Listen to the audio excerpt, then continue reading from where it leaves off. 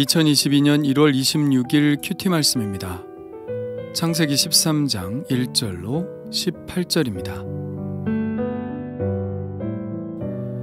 아브람이 애굽에서 그와 그의 아내와 모든 소유와 롯과 함께 네겝으로 올라가니 아브람에게 가축과 은과 금이 풍부하였더라. 그가 네겝에서부터 길을 떠나 베델에 이르며 베델과 아이 사이 곧 전에 장막 쳤던 곳에 이르니 그가 처음으로 제단을 쌓은 곳이라. 그가 거기서 여호와의 이름을 불렀더라. 아브람의 일행 롯도 양과 소와 장막이 있으므로 그 땅이 그들이 동거하기에 넉넉하지 못하였으니 이는 그들의 소유가 많아서 동거할 수 없었음이니라. 그러므로 아브람의 가축의 목자와 롯의 가축의 목자가 서로 다투고 또 가나안 사람과 브리스 사람도 그 땅에 거주하였는지라. 아브람이 롯에게 이르되 우리는 한 친족이라. 나나 너나 내 목자나 네 목자나 서로 다투게 하지 말자. 내 앞에 온 땅이 있지 아니하냐. 나를 떠나가라. 내가 좌하면 나는 우하고 내가 우하면 나는 좌하리라.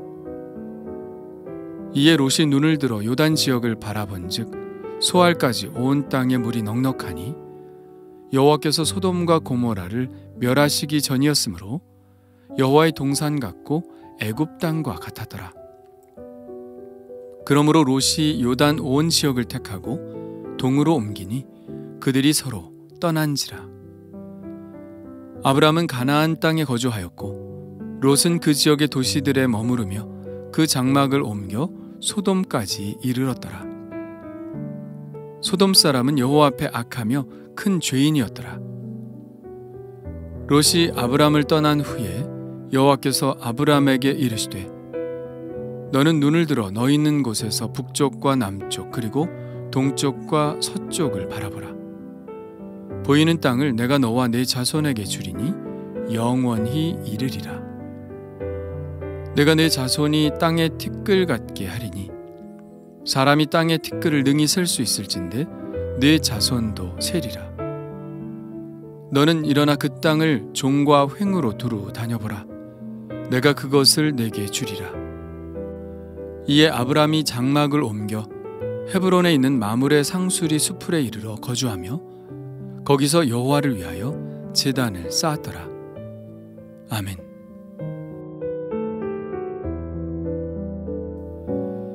애굽에서 벗어난 아브라함은 다시 네겝으로 올라갑니다. 하란에서 나올 때도 이미 많은 소유와 사람들을 데리고 있었던 아브라함은 바로에게서 얻은 가축과 은과 금으로 더욱 풍성해졌습니다. 그는 네겝에서 그리 오래 머물지 않고 다시 베델로 올라갔죠. 베델은 아브라함이 제단을 쌓고 여호와의 이름을 불렀던 곳이죠.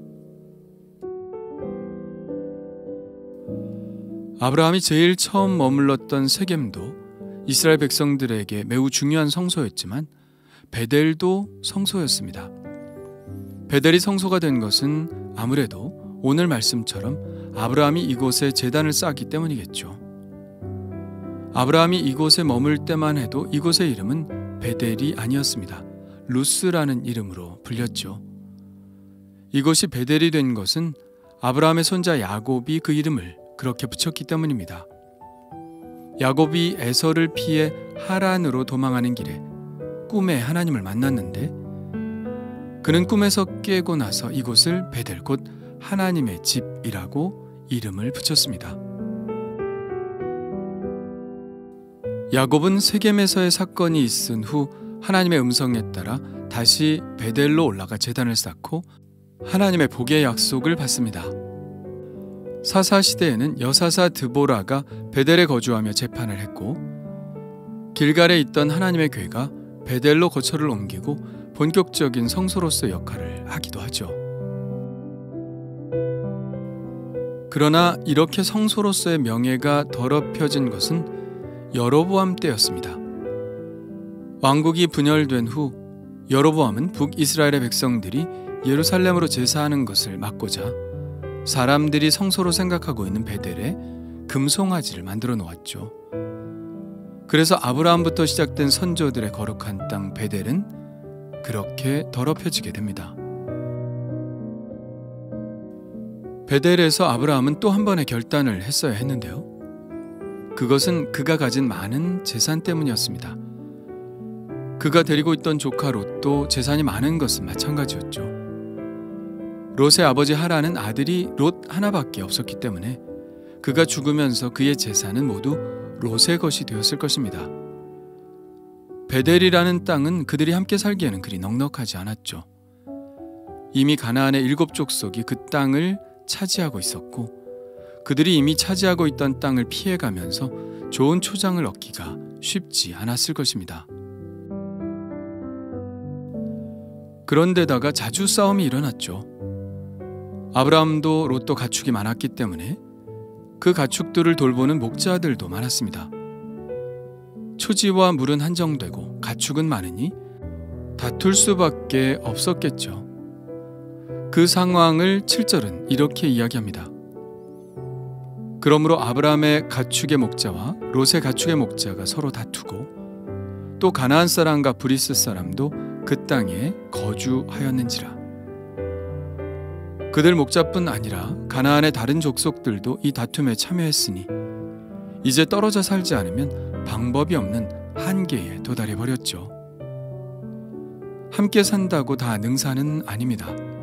싸움이 잦으면, 그리고 이것이 인성의 문제가 아니라 현실적 한계가 분명한 환경이어서 언제라도 이런 일들이 반복될 수밖에 없다면 헤어지는 것도 방법 중에 하나죠. 그래서 아브라함은 롯을 불러 높은 산으로 올라갑니다. 그는 롯에게 이렇게 말하죠. 우리는 한 친족이라 나나 너나 내 목자나 내 목자나 서로 다투게 하지 말자. 내 앞에 온 땅이 있지 아니하냐. 나를 떠나가라. 내가 좌하면 나는 우하고 내가 우하면 나는 좌하리라. 아브라함은 대범하게 나옵니다. 선택의 우선권을 조카 롯에게 주죠. 당시 문화로 보면 아브라함은 자기가 좋은 땅을 택하고 롯에게 나쁜 땅을 주는 것이 당연했습니다. 그러나 아브라함은 롯더러 선택하라고 하죠. 그는 당장 손해가 날 수도 있는 상황이었지만 그렇게 했습니다. 아마도 믿는 구석이 있어서 그러지 않았을까요? 좋은 땅, 나쁜 땅이 자신의 삶의 질을 결정하는 것이 아니라 하나님의 형통한 손길이 함께할 때 그것이 삶의 질을 결정한다는 사실을 알았기 때문이었겠죠. 아브라함의 말에 따라 롯이 땅들을 둘러보니 요단 지역이 물로 풍부하고 보기에 좋았습니다. 이에 롯이 눈을 들어 요단 지역을 바라본즉 소알까지 온 땅에 물이 넉넉하니 여호와께서 소돔과 고모라를 멸하시기 전이었으므로 여호와의 동산 같고 애굽 땅과 같았더라. 베델 산지에서 동쪽을 바라보면 처음 보이는 성읍이 바로 여리고입니다. 아마도 롯은 여리고를 보았을 것입니다. 여리고는 종려나무의 성읍이라고 불리우는 곳이죠. 요단 동쪽 지역을 지금 보면 요단 서쪽에 비해 광야 지역이라고 볼 수 있습니다. 그러나 여리고만큼은 다르죠. 한참을 황폐한 땅을 지나가다가 여리고에 도착하면 파릇파릇한 나무들이 가득 차 있는 것을 보게 됩니다.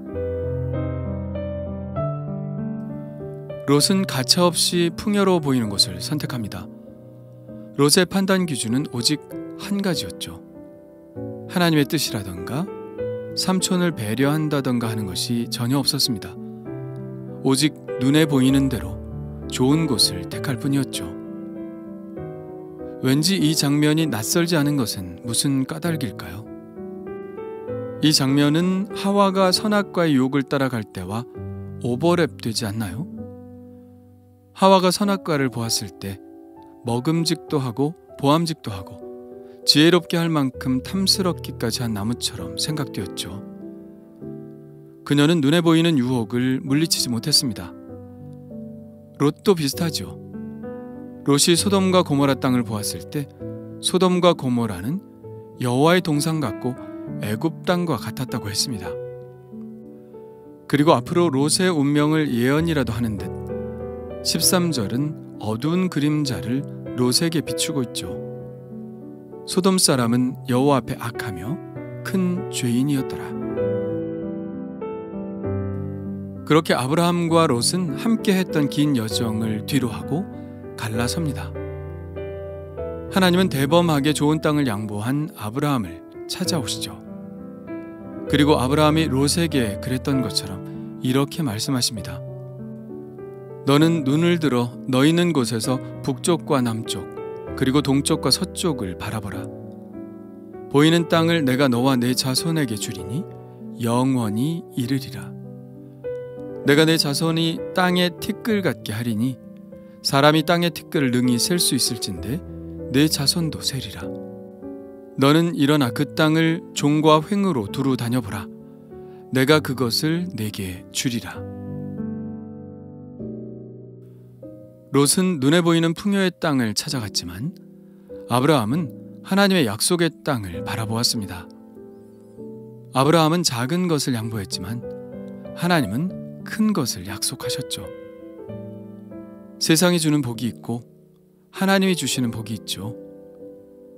눈에 보이는 대로 따라가는 것은 세상이 주는 복을 따라가는 것이고, 눈에 보이지 않는 것을 추구하는 것은 하나님을 따라가는 길입니다. 우리는 무엇을 추구해야 할까요?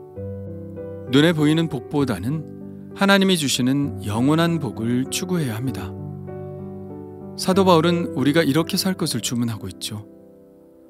우리가 주목하는 것은 보이는 것이 아니요 보이지 않는 것이니 보이는 것은 잠깐이요 보이지 않는 것은 영원함이라. 우리는 아브라함처럼 믿음의 계보를 잇는 사람이지만 때때로 많은 부분 롯이 가는 길을 택하며 삽니다. 롯이 간 길을 12절은 이렇게 말하는데요. 아브라함은 가나안 땅에 거주하였고 롯은 그 지역의 도시들에 머무르며 그 장막을 옮겨 소돔까지 이르렀더라. 롯은 곧바로 소돔으로 간 것이 아니었습니다. 여러 성읍들에 거하다가 그리고 마지막으로 당도한 곳이 소돔이었죠. 그는 왜 소돔까지 가게 되었을까요? 그의 기준을 우리가 알지 않나요? 예, 풍요를 쫓아가다 보니 소돔까지 간 것입니다. 소돔이 어떤 곳입니까? 하나님이 다시는 홍수로 심판하지 않으시겠다고 말씀하셨지만 도저히 참으실 수 없는 죄악 때문에 불로 심판하신 곳이죠. 롯이 소돔으로 옮길 당시에도 이미 소돔성은 죄악으로 가득했을 것입니다. 롯이 그것을 모를 리 없죠. 그러나 그는 풍요라는 그 달콤한 유혹을 뿌리치지 못하고 가지 않아야 될 땅으로까지 흘러 들어가게 된 것입니다. 우리는 어떤 사람이 되어야 할까요? 눈에 보이는 것을 쫓아가다가 멸망하는 사람이 되어야 할까요? 아니면 하나님을 믿음으로 의와 평강과 함께 복의 근원으로 살아야 할까요? 아브라함은 황무지를 얻었고 당장은 실패한 것 같았지만 그는 세계 모든 인류가 인정하는 믿음의 조상이 되었고, 롯은 아름다운 땅을 얻어 당장은 성공한 것 같았지만 치욕의 날들을 보내게 되었습니다. 나는 오늘 어떤 선택을 하게 될까요? 하나님이 원하시는 그 뜻에 합당한 선택을 하기를 원합니다. 주님 감사합니다. 눈에 보이는 풍요를 따라가기보다는 지금은 보이지 않지만 하나님께서 약속하신 말씀을 따라가게 하여 주옵소서. 풍요를 위해 죄악과 타협하지 않게 하시고 광야의 삶을 살더라도 하나님과 동행하는 삶을 살게 하여 주옵소서. 예수님의 이름으로 기도합니다. 아멘.